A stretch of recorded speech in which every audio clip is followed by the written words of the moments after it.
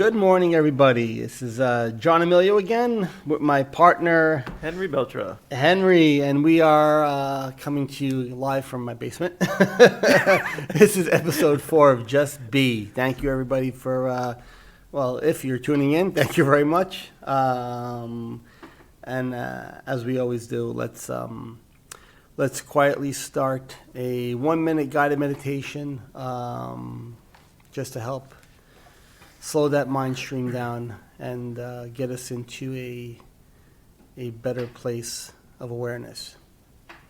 So if you could start taking some deep breaths for me in through the nose, hold them for a second, and then out through the mouth. I'll just continue doing that for a few seconds. And again, as I always say, open eyes, closed eyes doesn't make a difference. But if your eyes are open, please use a soft gaze. And if you lock onto a certain object, notice if you start creating descriptions about it and just allow them to pass on by and just keep refocusing on what you see, not describing it. If you choose to do body scanning, that's a great portal also. More than welcome to, focus on your feet and slowly work up from your shins to your knees, top of your legs, all the way through your torso and back to your head. You could do that also. Just focusing on the body part, feeling it. It's a very helpful way also. And just continue breathing for a few more seconds. Try to hold that breath for just a split second and then release it. And the goal is always we're working on your focus here. So whether the focus is the breath or a body part or you're scanning the room, it's just focusing on that one thing.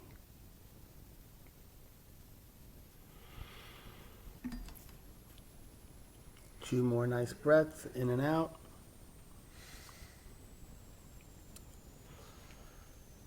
And we are back. We're back. Hey, John. Hey, we actually didn't leave. Hey, John.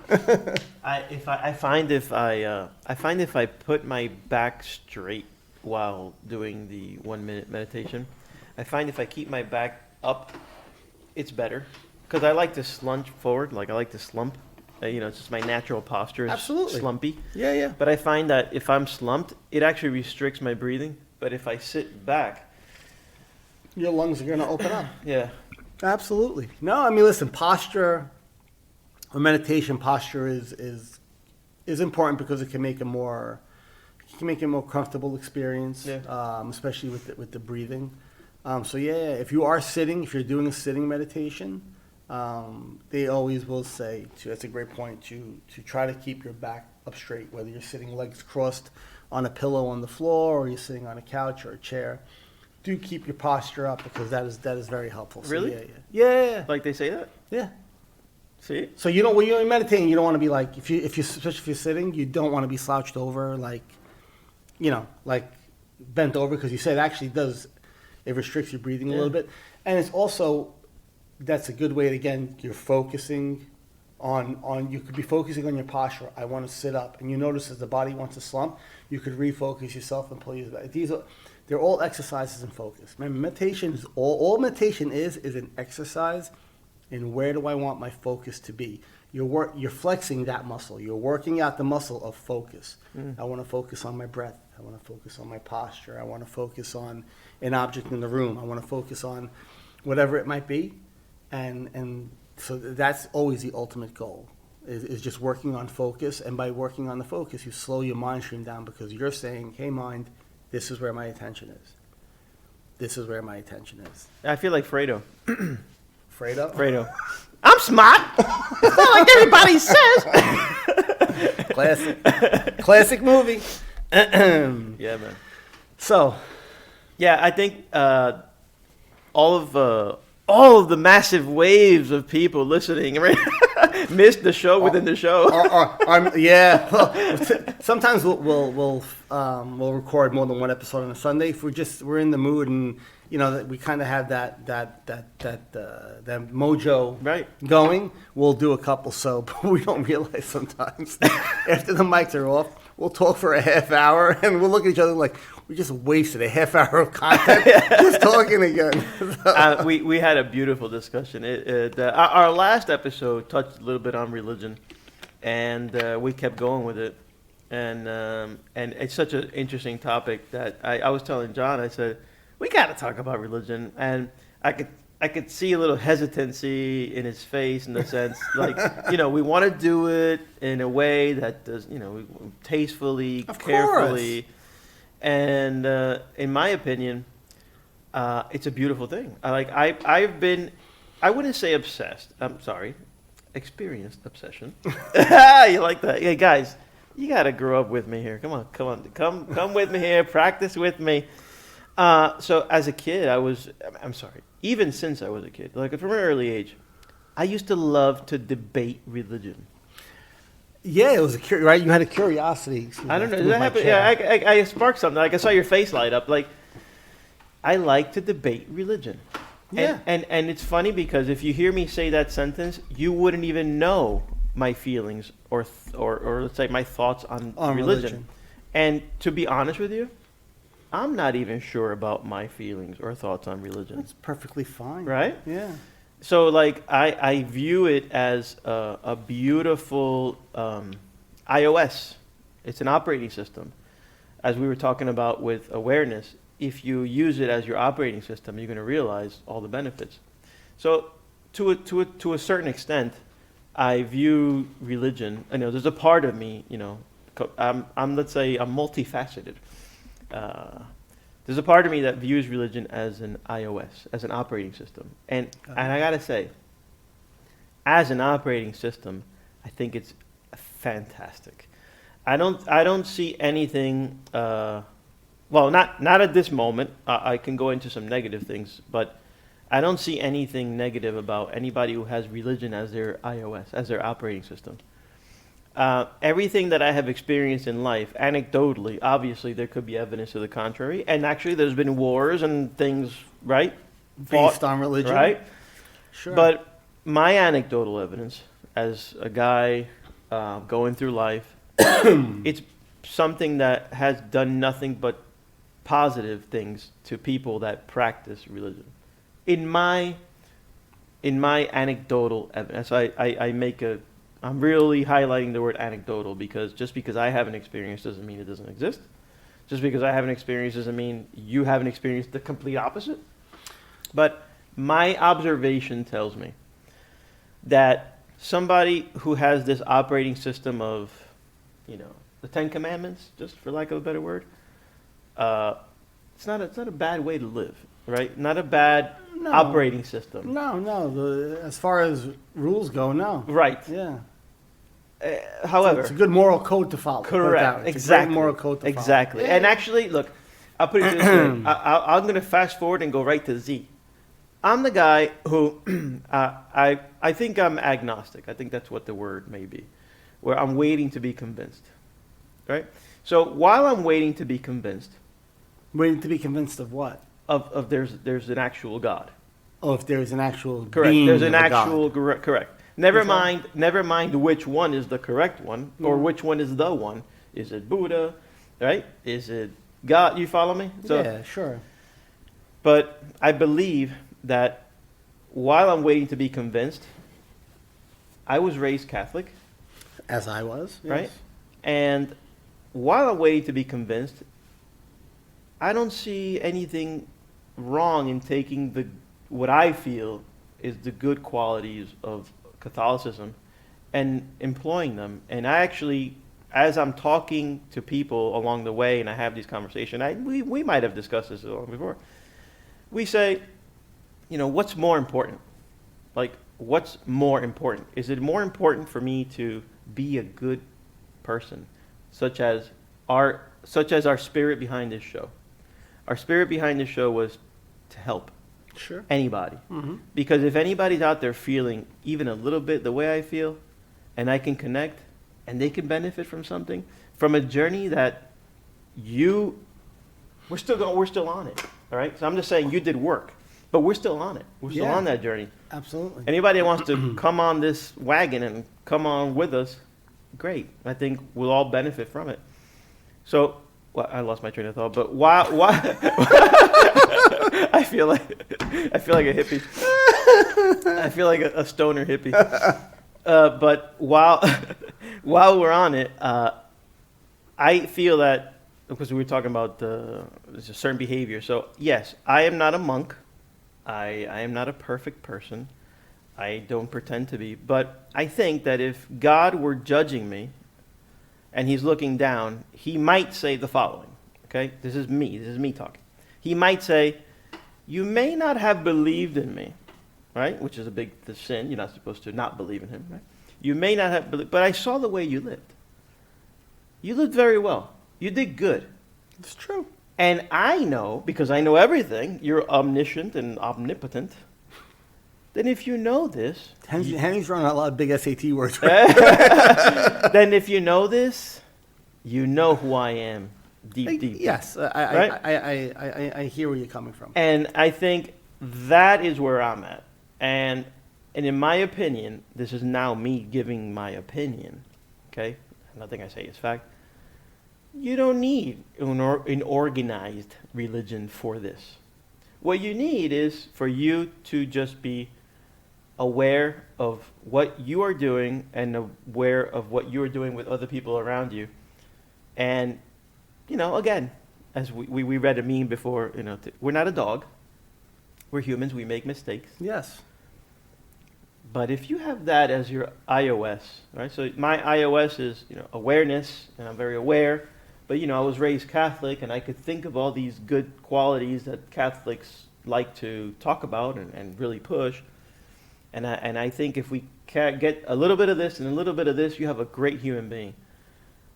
And just because I don't go to church every Sunday, or just because I ate meat on a Friday during Lent, doesn't make me a bad Catholic. So those are rules, right? Those are rules created by human beings, right? That they implemented in a religion, right? So for me, religion means a belief, and that's where it ends, right? I have a belief in a God. So for me, I call the God. For me, my God is called universe. For me, it's interchangeable. They're just words.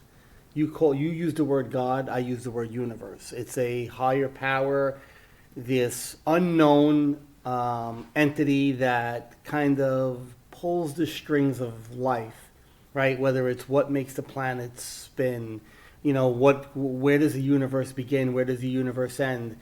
These are questions we don't have the answers to. And for me, I'm not, like you said, you're agnostic, you're waiting to be convinced. I'm not waiting to be convinced. I would say I'm okay not knowing. Okay. Yeah, that's good. I'm okay not knowing if there is a God, if there isn't a God. I don't need to know if there's a heaven. I don't need to know if there's a hell or a purgatory. And I'm speaking purely on Roman Catholic, upbringings here. Those aren't important to me. What is important to me is, and that's where the Ten Commandments, like you just said a couple of seconds ago, are a good moral code, right? Yep. I think the Ten Commandments are a good moral code. So when you talk about religion, you could very easily get sucked into a conversation about, who's right, who's wrong, my God versus your God, our ways of doing it and your ways of doing it. At the end of the day, life is all connected the same way. So, what's that scientist's name? Oh, I forgot his name. Brilliant man with a mustache. Definitely not Fauci. No. He's like a astrophysicist, astroscientist. He's very popular. He's always on clips of videos and stuff. Anyway, And he has a mustache? Yeah. I forgot his name. It's gonna come to me after the show. Okay, not Gallagher. No. Okay. And I don't want to take time to Enough Google of it the bad online. He says that there's 4 atoms or 4 elements that we have. And I honestly, I forgot what all 4 were. This isn't my forte. But they're the 4 most common and prominent atoms in our bodies. He says, in the universe, the 4 most common and prominent atoms in the universe are the same as a human body. So he says, so while we think we're special, we're all very much alike. He goes, just as we are like the universe, we are the universe is in us already. And he says that what makes us special. So the point I'm trying to make is, you could talk religion and the differences between, Greek Orthodox and Roman Catholic, Jewish or Muslim. To me, that's all that is people who decided to write a story around something they don't understand. And they don't know. And they created, so the Roman Catholics Jesus, who I believe from the stories, in the Bible, was a great philosopher, a man who's a great thinker, saw the world and life for what it was. And people could create a story and create a religion. They created a church around this belief system, just as every other religion has done. But at the essence of it all, we're all the same consciousness that's connected throughout the universe. Now, if you want to call that a God, call it a God. That's absolutely fine. You want to call it the universe, call it the universe. You want to call it Allah, call it Allah. You want to call it Yahweh, call it whatever, quote unquote, floats your boat. That's fine. But once you get caught up in the now you must, you should, have to, do these things while you live on this planet, or else these horrible things will happen to you in the afterlife. Well, those are just stories that this thing between our head is created. I don't believe they were given to us by a higher being. Where, how, when? Where? Somebody came up one day and said, no. You can't, like you said, can't eat meat on Fridays. But then 3 weeks later, you can eat meat on Fridays. You shouldn't do this. But 3 weeks later, we'll allow this now. That's just, again, the human mind creating and twisting and changing things for its own benefit. You really want to get to the core of religion, it's a belief system. I believe there is something that controls everything, a universal power, just like we don't know where the universe ends. There's questions we can't answer. For me, not knowing is my belief system. I don't know, nor do I need to know, but I do know, and I can feel that there's something that connects everybody. Every living thing on this planet has an energy or a consciousness that allows it to breathe. A higher intelligence that allows you to breathe, that makes your organs work that you don't inherently control. The same as a dog has the same organs, or another animal, or a fish has its own. Every entity on this planet has a tree. How a tree grows there's a power, a conscious, something behind it that allows it to know how to survive and how to thrive. And none of us know where it comes from. We don't. And for me, that's what that's what my belief system is. There is something that kind of pulls the purse strings, so to speak, but we don't know what it is. You want to say it's a person? That's fine, right? That's what your mind has created as a God. That's the image your mind has given you of a God. Yeah, I think that, so growing up and going to church, and actually having gone to Catholic school almost my entire... Yeah, same here. Even I went to St. Francis College in Brooklyn. Great school, I went to Catholic school from kindergarten all the way up to freshman in high school. Absolutely. So, and I was all Catholic all day. And I think my question started when I guess as an adult, I can look back and say, okay, there is human involvement here. Meaning, humans have guided, they stuck their guiding hand into religion. And so, like, you see the basket going around and everybody puts in the $1 or $2, and then you look at the guy next to you, he put in 10. Oh my God, if he put in 10, I can't put in 10. I only got $1. I mean, first of all, I can't even afford to be here. And then you find, well, I'll put in a 20. Oh, screw that guy. And you get into that, and then it's like, wait, he even put in an envelope? I don't have an envelope. Honey, you have an envelope? What is going on here? And what what are we collecting for anyway? Well, wait a minute. This building pays taxes. This building gets heated. Well, obviously, it's got to run on something. Wait, and there's secretaries. And of course, the priests have to eat. I mean, they got to buy food with something. And you get into all this, and I'm like, wait a minute. Hold up a second. God told me I could have a relationship with him. So I do. What do I need the building for? What do I, Yeah, no. So, and I look, again, that I think plays into the whole, the mind creates something that it needs to have as concrete evidence that something exists. And for them, whether it's a building that needs support or people like priests or nuns that obviously need support, okay, and the people who go to church if they're willing to. But you made a great point, how even there, even in something as benign as going to church on a Sunday, right? It's supposed to be a very cleansing experience for somebody. The person is going to, like you just said, giving money, they giving their donations to help run their church, which is, you could equate that to me giving a donation to a baseball organization that my son played in because I want to support that organization. Sure. So they're supporting. But then even in the most holiest of scenarios, here comes the ego again. Yeah. Joe can't give more money. Honey, give me another $5. Yeah. Honey, why don't we have an envelope? Yeah, Honey, why what's- don't... So But they got to know who it came from. because yes, You want the and- credit. and there's a notoriety. That's where the ego says, "I need the church to know that I gave them money." Or again, we're saying church because this is our background, Right. right? So if we were Muslim, we maybe would use the word mosque. Right. So please always understand what we're speaking about. The labels that we use, the words that we use, are just labels. They're all interchangeable. This isn't. We're not picking on the church. We're not picking on the Roman Catholic Church. I just want to kind of make that disclaimer because I know people will and can get offended, and that's not the intention. And if you do, that's your mind telling you that you're offended. It's Yeah. not actually us trying to offend anybody. So even there, like it'll put. So even in the most of holiest scenarios, the ego is still, injecting itself there. So you know how I just critiqued that experience, right? And then I put those dots together. I'm also going to tell you, I'm going to play both sides of the fence here.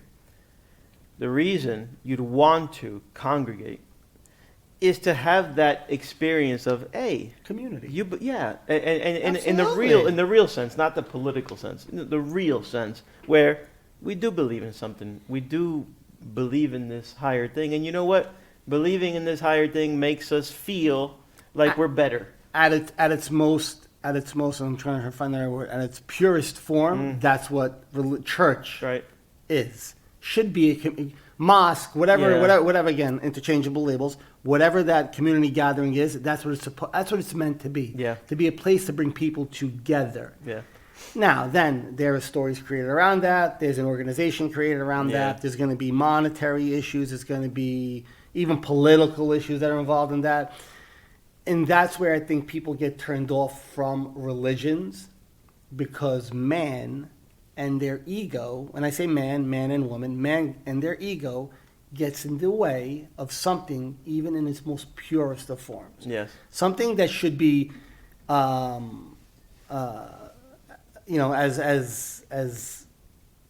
lovely an experience as going to church and being around people who have this common belief system, can end up being, tainted because of what things that people in the organization might do, unfortunately, at times, and how how there's a tendency to make people feel if these rules aren't followed, something will happen to you. So like you said, your relationship with God is, I'm a moral person. I used to always make this example to my mother-in-law and my mother. I would say, I could go to church every Sunday, cheat on my wife on Monday, Yep. Steal from somebody on Tuesday, Yep. right? Murder somebody on Wednesday, Yep. confess on Thursday, and I'm back in church on Sunday again. That's Friday and Saturday took the day off, Right. and church on Sunday. And because I went every week, does that mean that I will be saved? As a kid, as a 14-year-old boy, I had a hard time digesting that. Yeah. And I would be like, hold on, so I don't go to church on Sunday. Even when I was a kid, I used to skip church a lot. But I could tell you, I probably lived a more moral life than most of the people who were in that building. Because I knew a lot of people, and I knew a lot of people did on the side. That's right. So I'd always be like, hold on, I was able to question it. And I think this is the conversation we've had.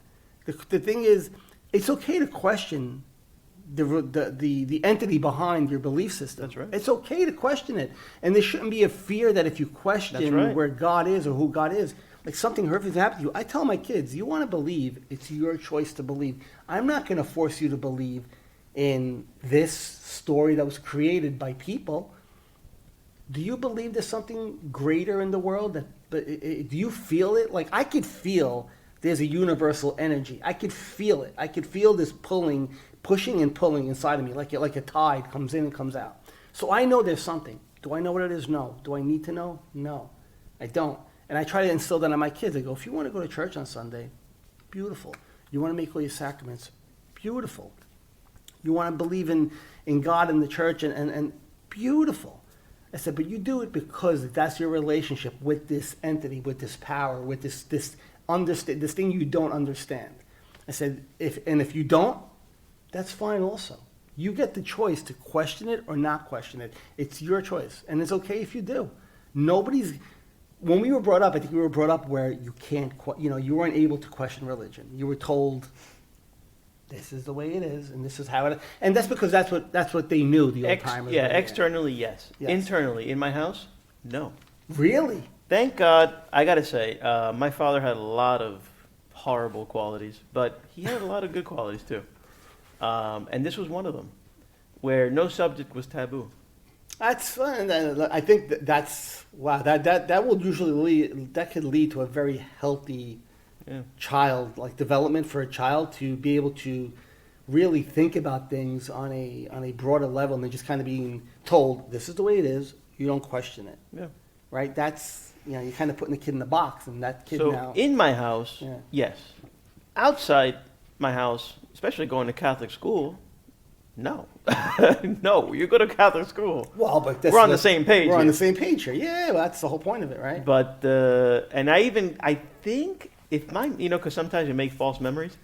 I think I got into it with the priest that married my wife and I. And not got into it, but in the sense I was on a debate with him, meaning, Would you get the fisticuffs? No, I got walked out of the church. He goes, get out of here. No, it was one of those things where again, I always say, here's a stumper. If I have a direct relationship with God, why do I have to go to church? And it was one of those, Yeah. And that conversation evolved. Well, I mean, Which, by the way, the guy who married us, the priest who married us, is such a beautiful person, beautiful soul. God bless him. Really great person. yeah. Father Joseph Kabali. Hopefully you can listen to this. Great guy. He's from Uganda. Anyway, he had the nerve. It's funny how you remember the name of the priest in marriage, Father John Delendick. I'm like, I remember it too. Yeah. Yeah, he had the nerve to step into the ring with me on religion.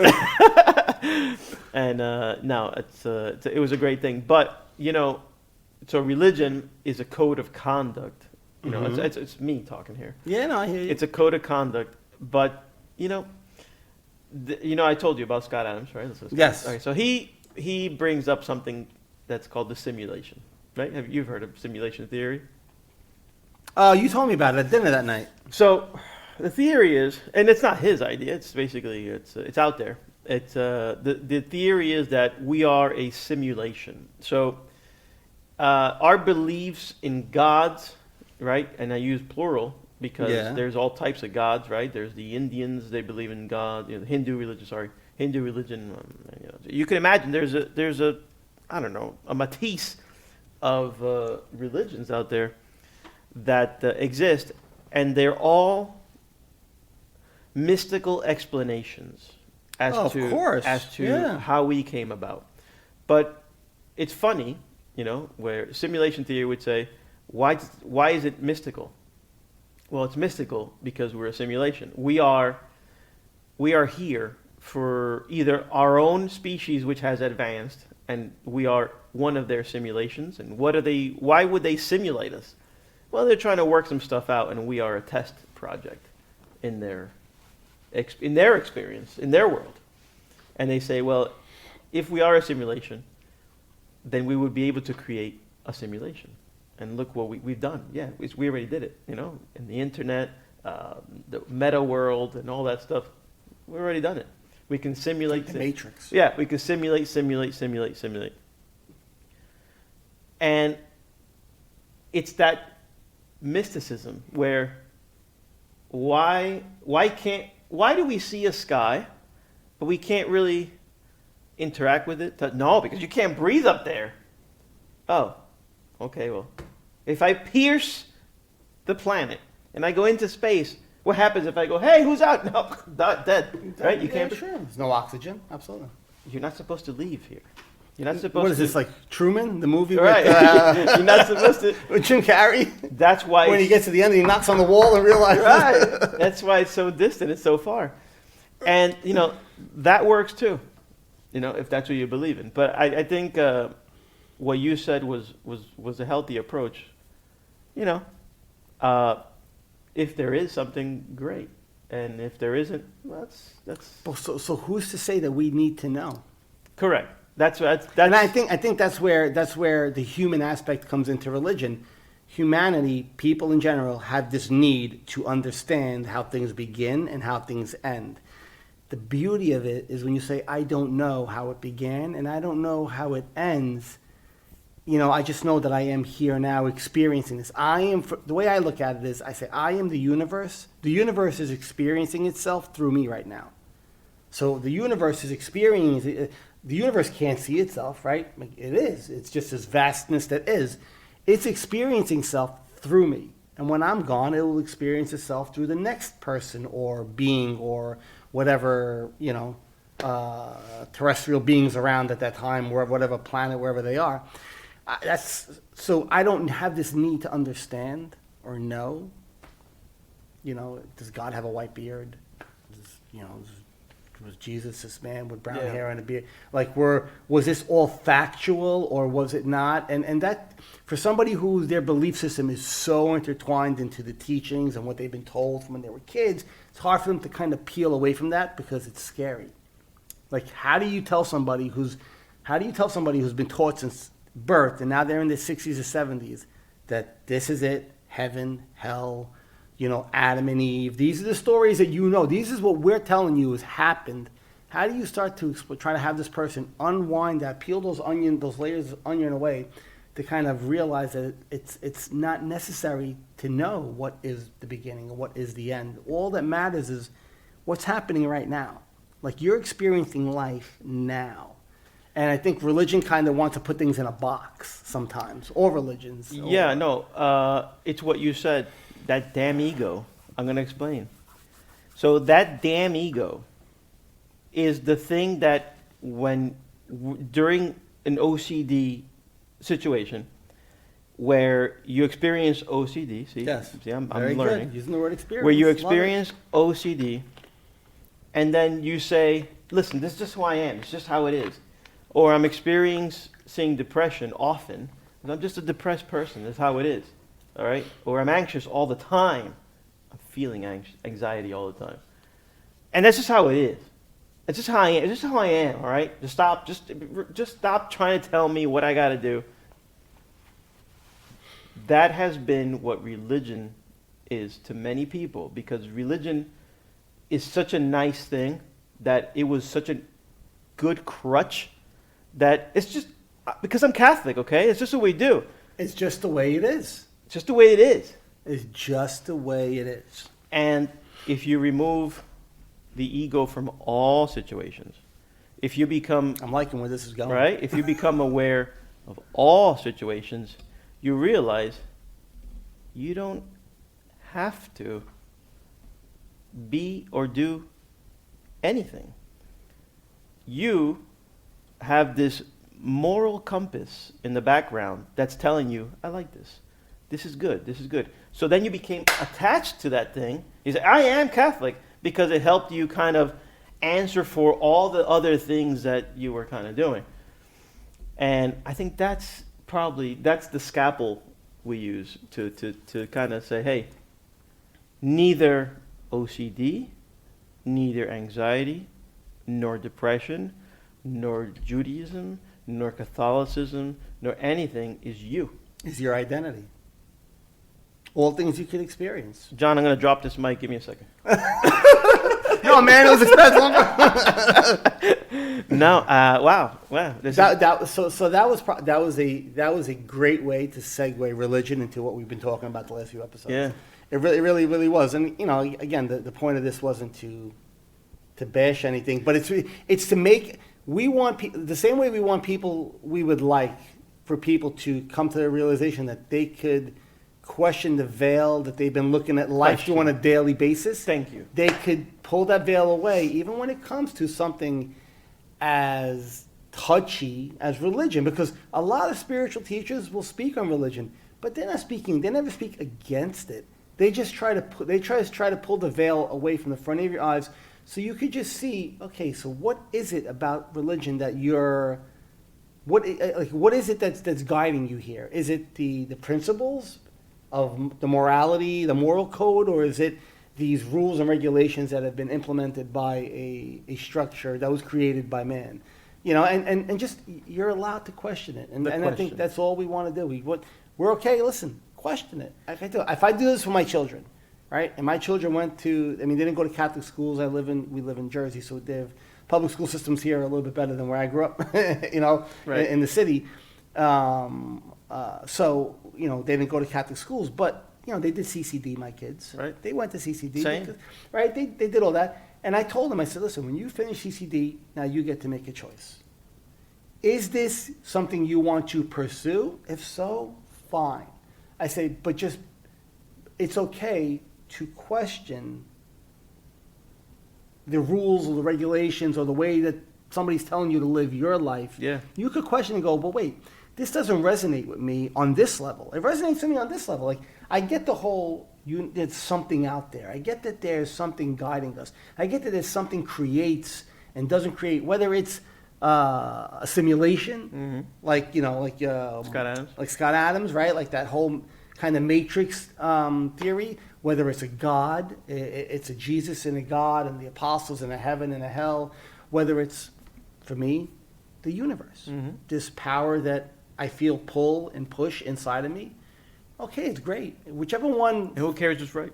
No. So the point is, so they're all right. Right.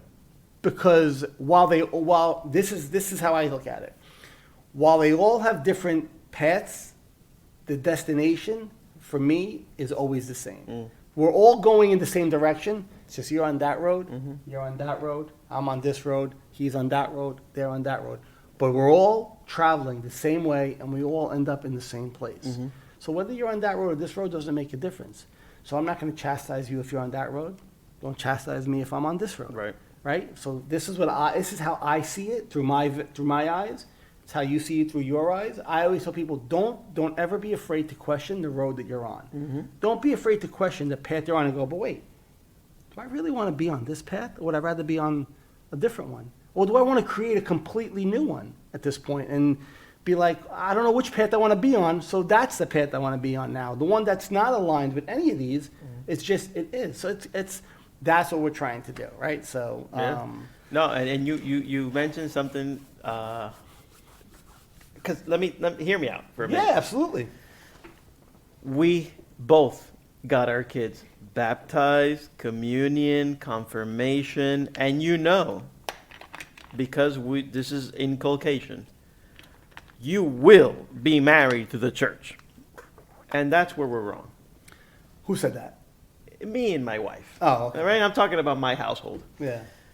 But I gotta say, so even though I have these questions for my own religion, right? Yeah. Even though I have these questions for my own religion, I still went through those processes. And quite frankly, there was a moment where I kind of felt against the processes because I wasn't really fully buying in. So because I'm not fully buying in, I think it's hypocritical of me to go through these processes.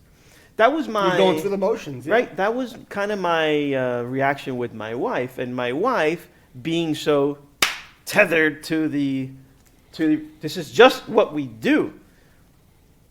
So I'm going to say that neither of us were right. I'm going to say that if it's something that we acknowledge and feel it's positive for us, I don't have to believe it. It's a positive thing I don't think it's about And- being right? And we're correct, but I had this feeling of hypocrisy. I mean, look, I can see that, but that's just your mind is now judging the decision you made and saying, did I make the right decision? Why would I have done this to my kids if it's something that I don't want to do myself anymore? Yeah. But again, so I think as a child doesn't know what it doesn't know. So you're going to give them at least a foundation of information. Now they get to choose, do they want to put a frame on top of that foundation and keep building it?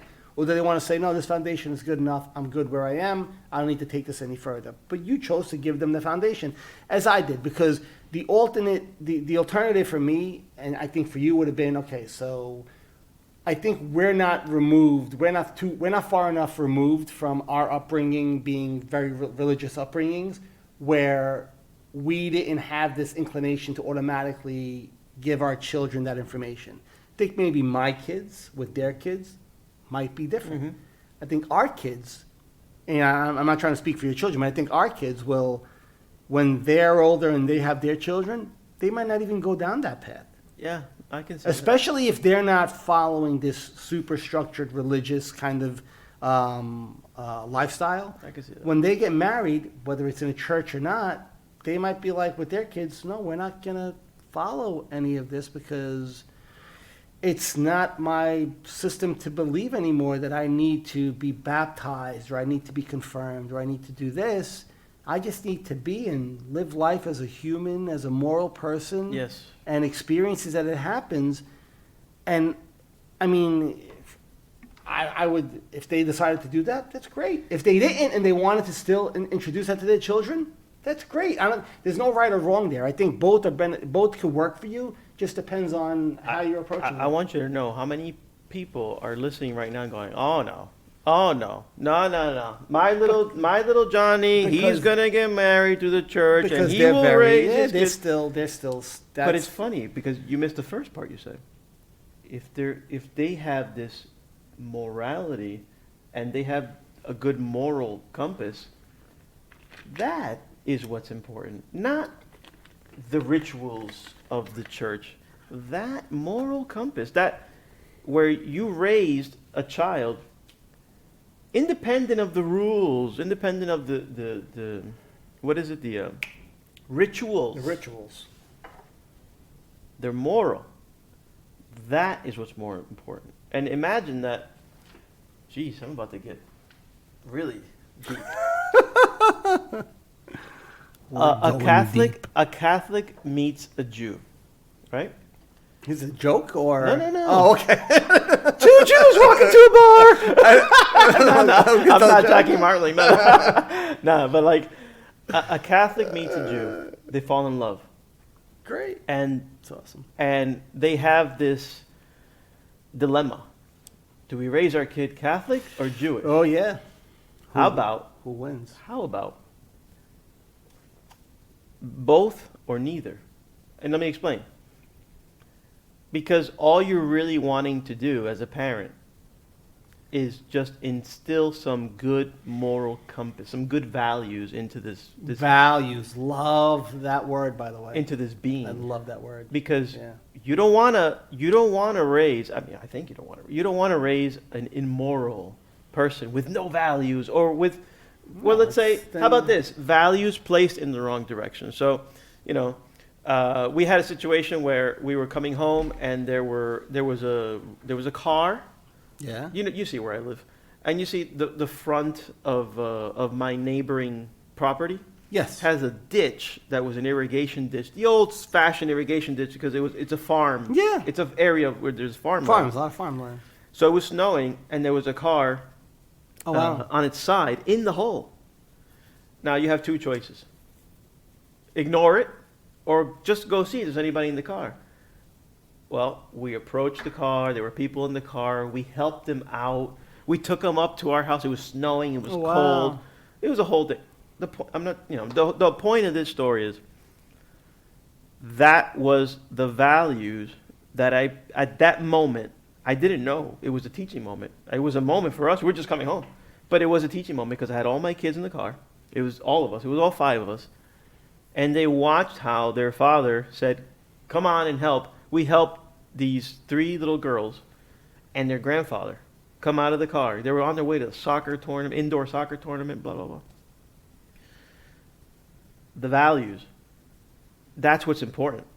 Not whether I'm a Jew or a Catholic. Because at that moment, I was nothing. He didn't know who I was. I didn't know who he was. I mean, for all I knew, he could have been Muslim, right? No, but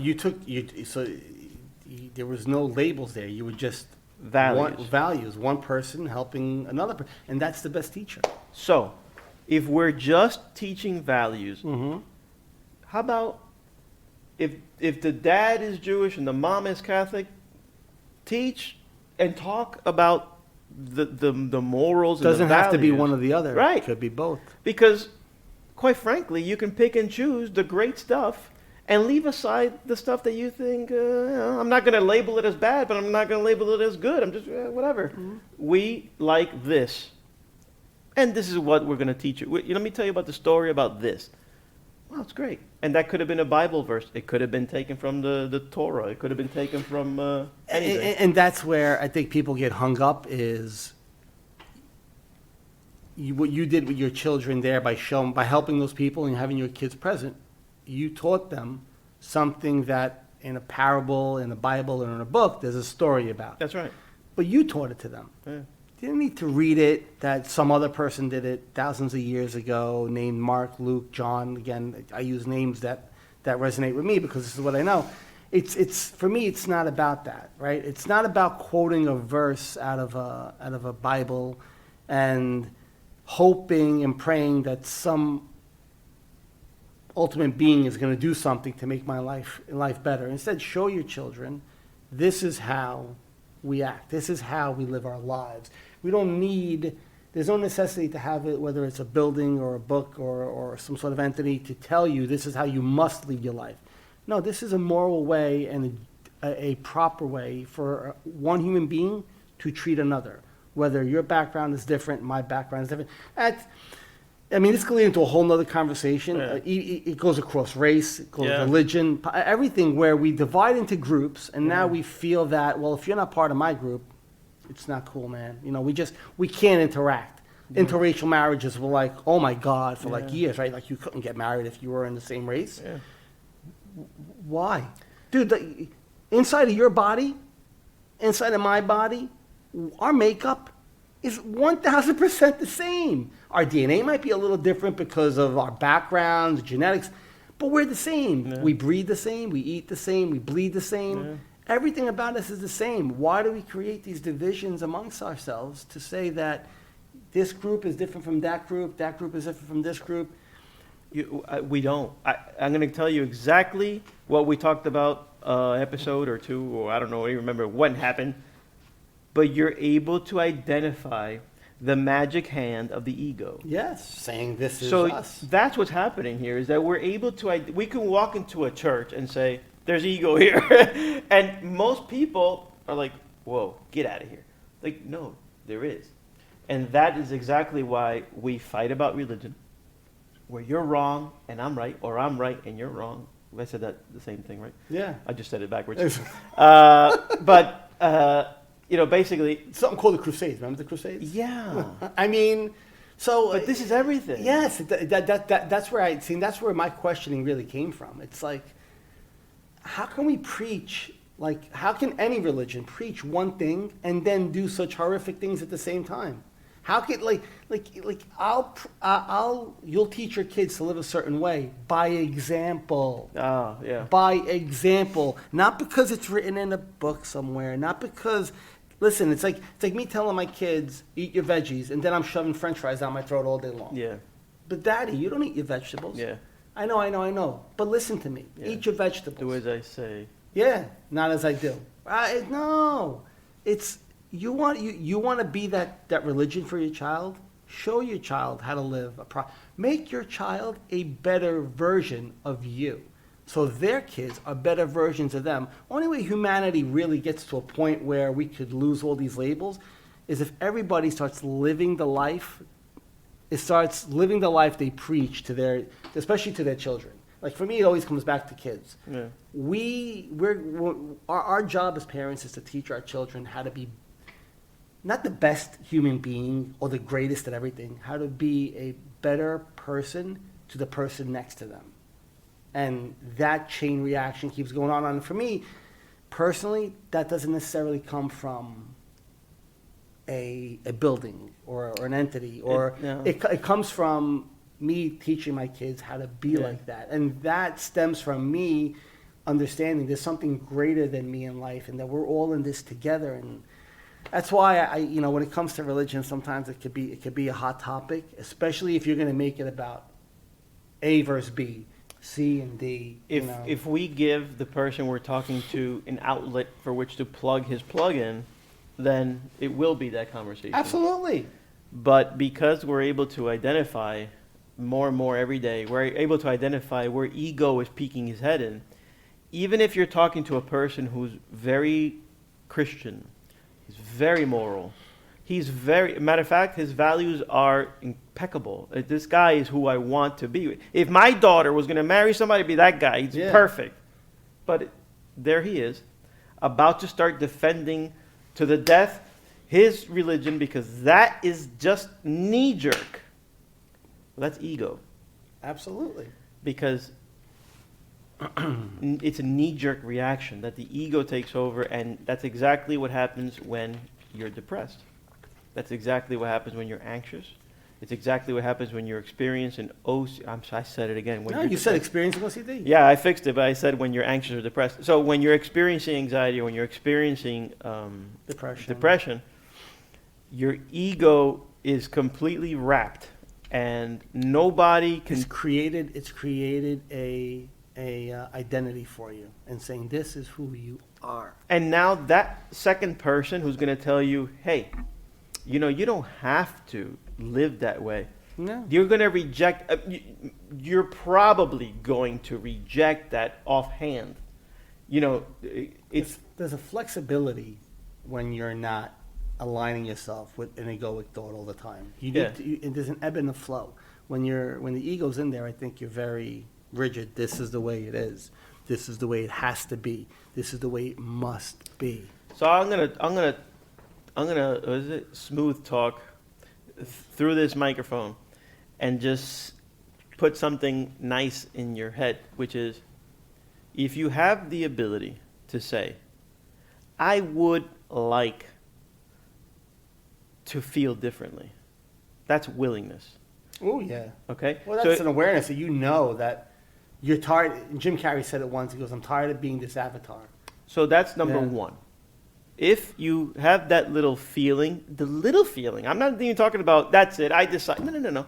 You have this little, man, I wish I can just cut. That's it. That's all I think I would look for. That little inkling. That's willingness. And if you have willingness, then you could take that next step, which is the ability to be aware, to separate the next step of, let's say, first is willingness. If you're not willing, you're not going to do it. And the reason I say is because that next moment where your next feeling of OCD kicks in, because you're about to, as an OCD, there's different types of OCD, as you explained. Yeah, it's different subtypes of it. I'm going to go with the easy one where you have to flick the lights on and off, let's say something horrible 13 times, right? Yeah. Before your hand touches the light switch, ask yourself, do I want to touch the light switch? No, and the answer is going to be they're going to say no, but they're compelled to do it because of a fear of something might happen. Of course, Yeah. but the willingness plus the awareness, you're on your way to breaking. Absolutely. Just having that insight, right? So having that insight of that willingness to say You're on your way to breaking it. You're on your way to breaking it. Not breaking it, but because you always live with this. You're on your way to growing that awareness even more. That's so it. see, everything we talk about, and I might say this in every episode, and if I do, I apologize. Everything we speak about it's full circle. Yeah. So everything is interconnected. Like all of our topics, they're not a random topic that we're just going to talk about. It's not like, today we're going to talk about dinosaurs. Tomorrow we'll talk about cars. Next day we're going to talk about, airplanes. Oh, good. No. For us, every topic we speak on always connects to the same thing, this awareness behind it all, right? And what it takes to achieve that and to consistently kind of be able to be in that realm. And today we spoke about religion, and even how in religion, without an awareness, you have this ego finds its way in and creates this identity that this is how you have to live your life, and there's no questioning it, and it's very rigid, it's very stern, and but John, don't you feel good knowing that you're going to go here when you pass away? Is that this is what's going to happen, and this is the way it has to be, and it's going to keep you there. So, like I said, everything we speak about will kind of keeps coming full circle, and if you keep listening in, you'll see week after week, whatever the topic is, like I said today, it was religion. It always comes back, whether it's OCD or depression or anxiety or real life situations. They always come back to the same exact thing. How are you relating to the thoughts in your mind about what the current situation is? And if you're willing to ask that one question, you're gonna sooner than later with practice, especially if you practice mindfulness, and we could give tips about that in other episodes. And we maybe could speak about that in one of our following episodes, things that you could do during the day and how to relate with everyday tasks that'll help with that. You'll see that when you do ask these questions about something that your mind is telling you isn't indeed a fact, it's a healthy question, right? It's not a rabbit hole question. We're not looking for because in OCD you have rabbit hole questions. Like you ask the question, now you're going down the spiral rabbit hole of why, it never ends. It's more like, hold on a second, I don't need to believe this story. I don't need to prescribe to this theory in my head of saying I have to be depressed, anxious, Catholic, this, that, the other thing. All I have to know is I am breathing, I am alive right now, I'm experiencing life, and from there I'm going to go forward. Yep. So, Well, I got to say this.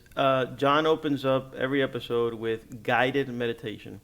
Yeah. And I believe if there's any one thing you should be paid for, it's that. And let me explain. I take Venmo. No, I'm joking. Let me explain. Because you're teaching a person who just is willing, but I don't know. But I'm willing. I don't know where to start. I don't know what to do.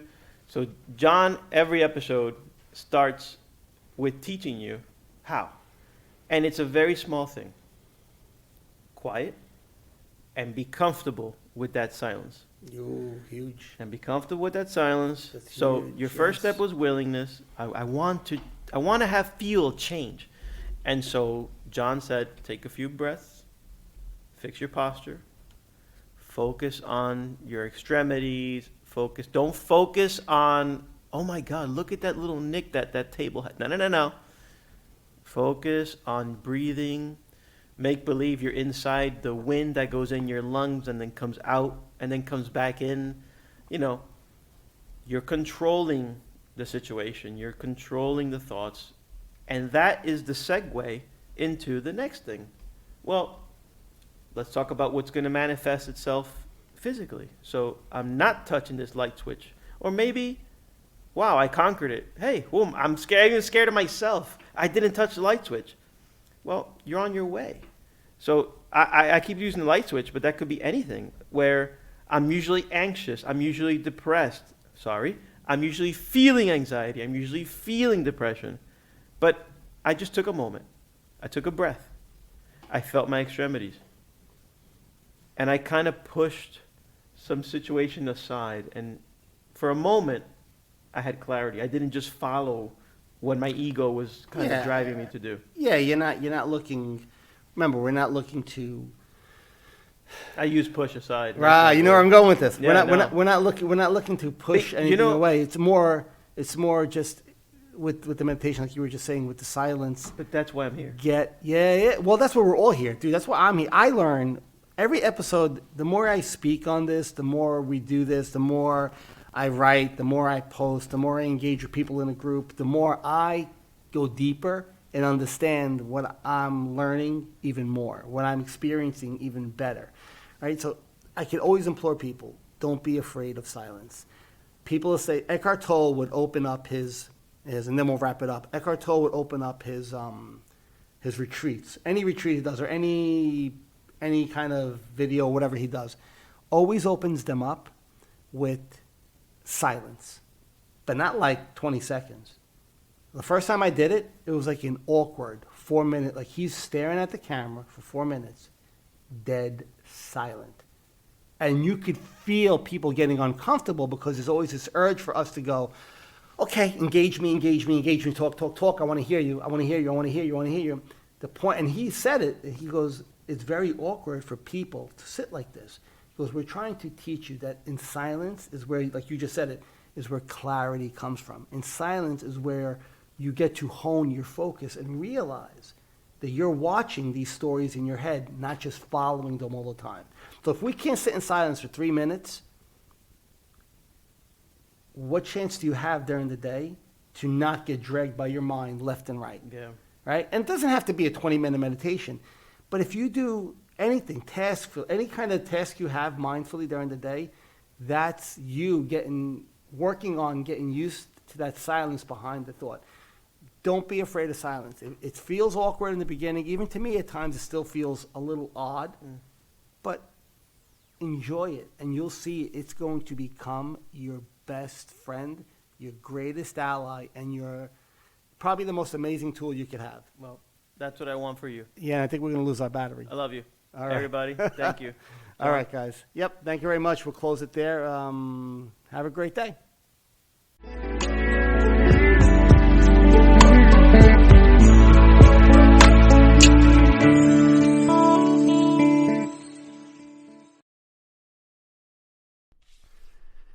The insights and discussions that we speak about on our show are our own opinions and based on our life experiences. If you or someone in your family or someone you know is suffering and in need of help, please get them that help through medical attention or seeking proper therapy. Again, what we speak about are based on our experiences and not intended to be taken as a form of therapy.